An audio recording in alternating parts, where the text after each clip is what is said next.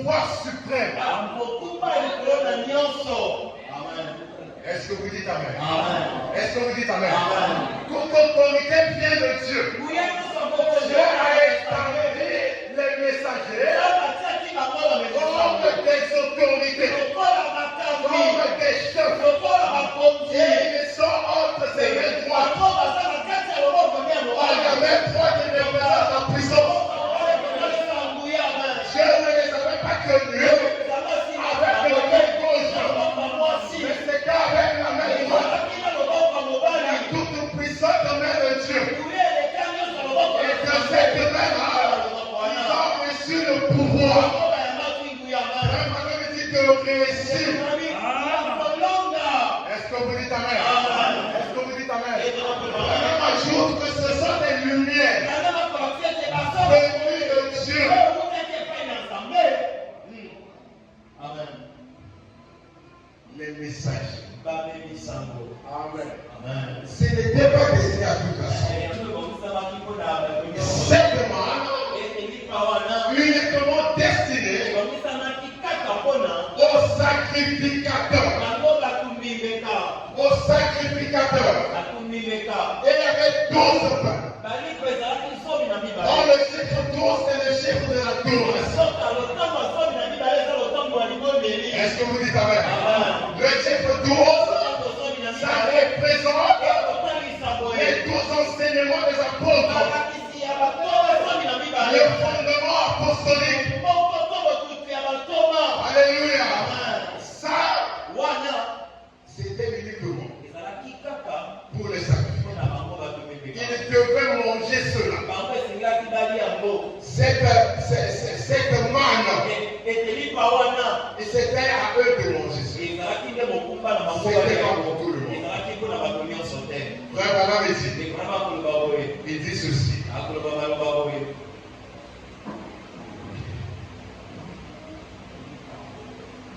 L'âge de l'église de Pergame.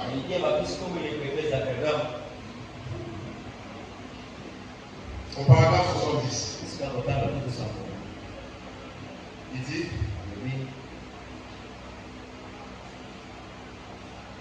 le message est adressé au chef de l'église. Que Dieu vienne en aide à celui qui va se désirer de ce message. Mais cela a été donné à un homme. Amen. Je continue. Cela a été donné à un ange. Et cet ange était dans sa main, sous son contrôle à lui. Et il recevait de lui, de sa main droite, le pouvoir pour réussir. Il sent dans sa main droite. Cela signifie qu'ils ont le pouvoir suprême. Pendant qu'ils sont ici sur la terre. C'est pourquoi frère Branham avait le pouvoir suprême. Le message a le pouvoir suprême. Parce que le message et le messager sont un. Pendant qu'ils sont ici sur la terre, en effet, ils sont les lumières venues de lui. Et apportent la lumière à cet âge de l'église. Sans le messager, âgé dans les ténèbres.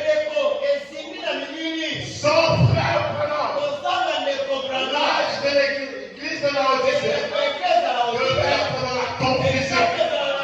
Devait être dans les ténèbres. Ils sont rendus à Dieu. Ils ont envoyé un messager. Et c'est lui qui apporte la lumière à la. Et Jésus a dit, vous êtes la lumière de Dieu. Amen. Et frère, maintenant, on parle de service. Pendant qu'il est allé de l'autre côté, dans la 6e dimension, Dieu lui a dit, comme chef. Chaque messager, ce sont des chefs. Amen. Et les millions de gens qui étaient là-bas, c'était écrié. Si tu n'étais pas venu, si tu ne nous avais pas prêché, nous ne serons pas ici. Et le messager est celui qui répondra. S'il ne prêche pas la parole, frère Branham me dit, s'il ne prêche pas la parole, il ne va répondre. C'est réservé uniquement aux sacrés. La révélation ne vient pas à un docteur. Ça ne vient pas à un pasteur. Mais ça vient seulement au prophète. La révélation de la parole écrite vient par un prophète. Et c'est le prophète qui a la responsabilité de prêcher la parole. Et il sera jugé en fonction de ce qu'il aura prêché. C'est pourquoi c'est pas de proposition. C'est pas pour l'assemblée. C'est seulement pour les sacrificateurs. Parce que ça représentait la révélation de la parole. Le Fils de l'homme. Le corps de Jésus. Il dit, je suis le pain qui est descendu de l'auprès de Dieu. Celui qui mange ce pain a la vie éternelle. Et il nous a dit que ce pain représente son corps. Alléluia. Et en ce temps d'histoire, il y a une prophétie qui a été déclarée. Que là où sera le cadavre, là s'assembleront les ailes. Là où il y aura la manne, là où il y aura le corps, c'est là où les aigles vont se rassembler. Pour pouvoir manger le pain qui descend du ciel.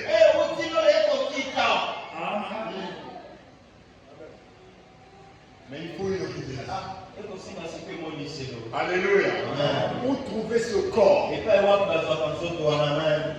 Amen. Ce corps-là, on ne trouve pas ça n'importe où. Si tu veux trouver ce corps, il faut récupérer d'abord l'aigle de l'âge. L'aigle, c'est un oiseau qui est répété par rapport à sa vision. Il a des yeux perçants. Alléluia. Il est capable d'aller prendre un animal vivant. Les vautours se contentent de l'animal qui a déjà été tué. Alléluia. Et la peine mort,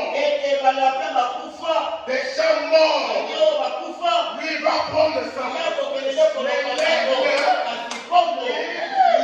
C'est pas quelque chose de mort. Lui ne veut la nourriture que lui-même il a pris. Mais qui est vivant. Est-ce qu'on vous dit amen? Est-ce qu'on vous dit amen? Une nourriture fraîche. Ça, le faucon ne peut pas prendre. Il ne saura pas prendre. Il faut utiliser les techniques qui sont naturelles dans l'aide. Ce qui a été fabriqué par une imitation. Il y a une constitution spéciale. Alléluia. Il est différent d'autres oiseaux. Est-ce que vous êtes avec moi? Quand il monte, il voit de plus en plus clair.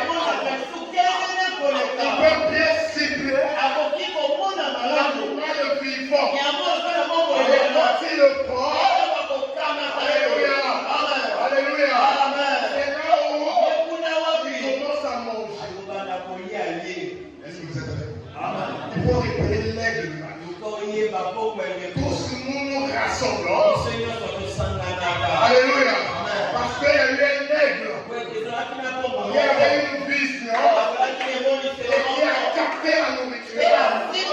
Nous les aiglons. Nous les petits. Nous allons manger de bouche en bouche.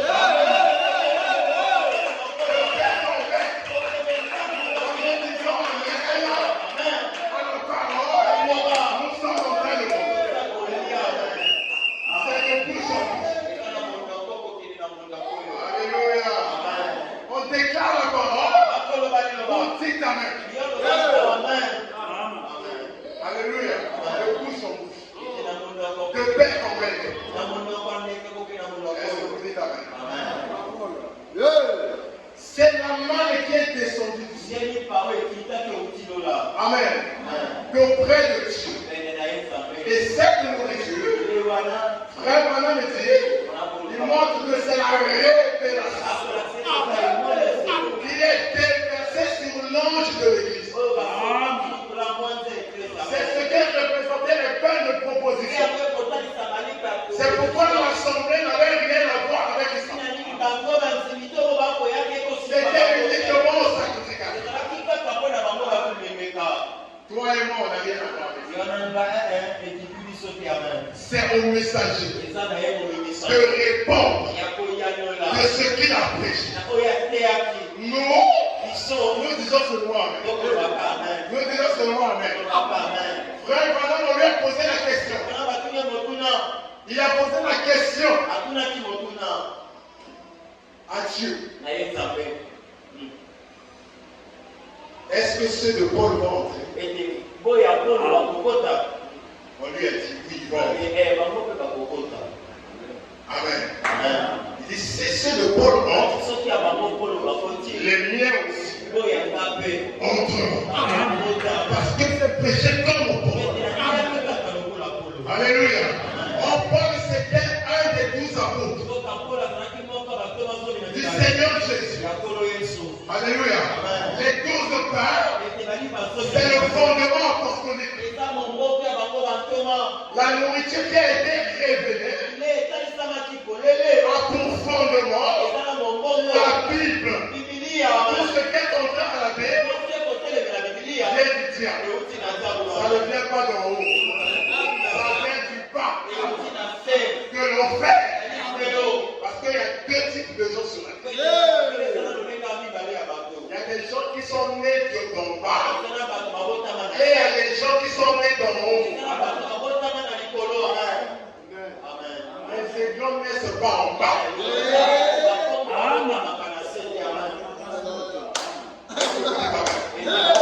Est-ce que le nid des nègres, vous allez retrouver ça dans la masse?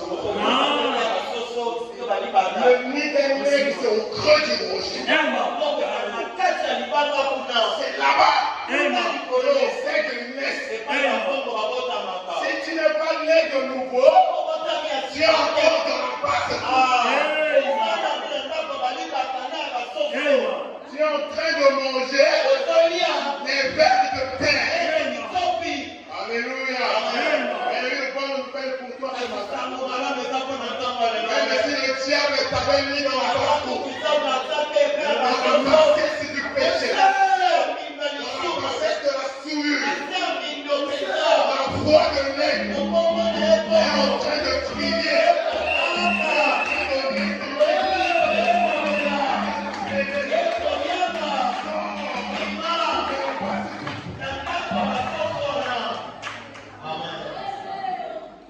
La mère poule, on ne la voit pas. Elle a peur. Les poussins ont peur. Mais les clients, écoutez cette voix. Quelque part. Alléluia. Puisqu'elle a la même nature que la voix de la mère. C'est ça qui lui donne la force sur moi. Parce que ta place n'est pas dans le péché. Est-ce que vous êtes avec moi? Ta place n'est pas dans le le péché. Ta place n'est pas dans le monde, n'est pas dans les dénominations. Ta place, c'est dans le du rocher. C'est là où tu es censé être. Sors de la bassesse. Tu as besoin de manger la viande. C'est trop bas aujourd'hui. Amen. Les gens qui se retrouvent dans la corruption, dans les publicités, ce sont des choses très basses. C'est la bassesse. Donc ils se retrouvent dans les appartements. C'est la bassesse. Sors de cette bassesse. Dieu t'appelle au creux du rocher. Tu dois naître d'en haut. Si tu nais d'en bas, tu vas mourir avec le monde. Alléluia. La naissance, c'est non. Ici avec 12 points. Et cette révélation-là, c'est la marque. Il n'était pas pour toute l'assemblée, mais qui était déversé sur l'ange de l'église. Et l'ange de l'église, c'est lui qui a la responsabilité de prier. Toi, tu as la responsabilité de croire, de dire Amen et d'appliquer. C'est ça la responsabilité. Le reste, c'est lui qui va répondre. C'est le messager qui va répondre.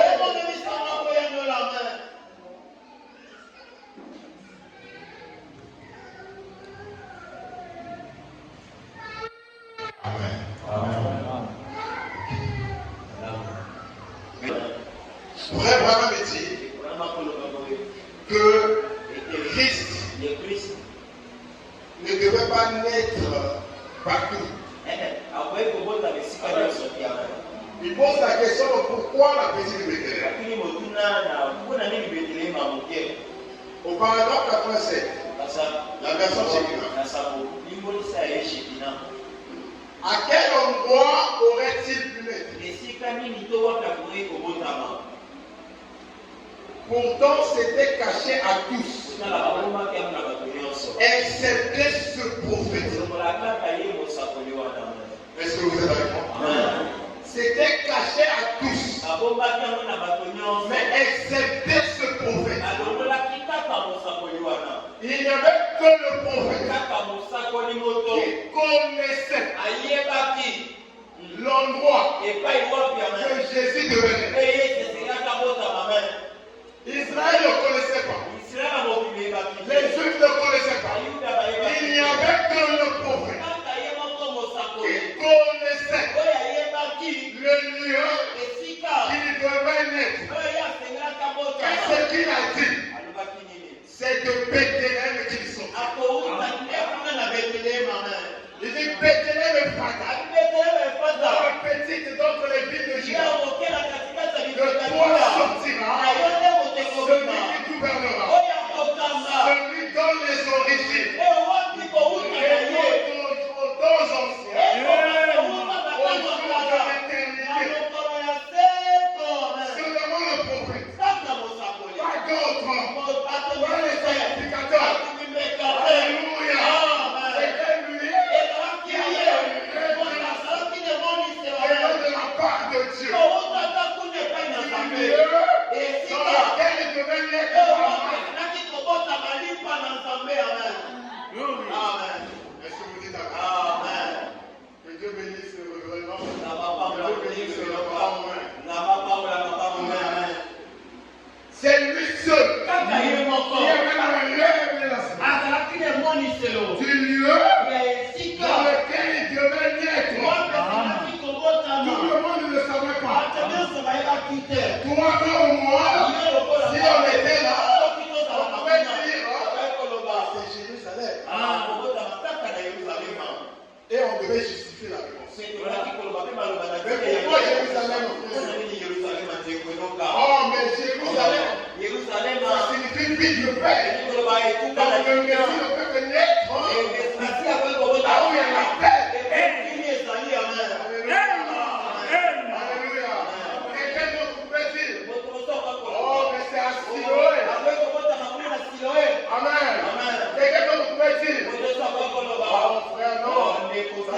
Kadesh Barnea. Toi, Kadesh là-bas, c'est le trône du jugement. Le Messie doit descendre pour juger. Chacun pouvait avoir son argument. Sa raison, son explication. Que le prophète de Dieu avait raison.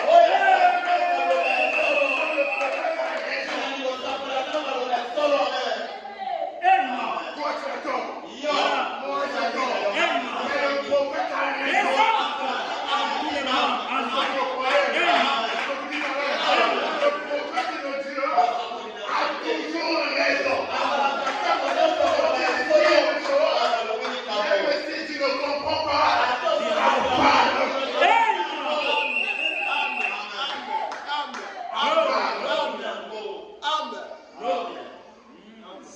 Excepté ce prophète. Il a dit, c'est de Bethléem qu'il sortira. Amen. Bethléem. Une petite ville. Ah non, prophète. Ça ne peut pas être comme ça. Ça doit être une grande ville. Oh, là-bas, il n'y a même pas, je sais pas. Une petite ville. C'est seulement là où on fait des chants. Là où on cultive le pain. Donc tu es sûr que le Messie va naître dans les champs. Moi, je ne suis pas d'accord avec ça.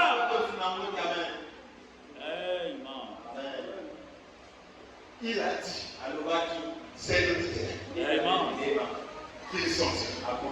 Les gens regardaient à Jérusalem. Ils regardaient dans tous les grands.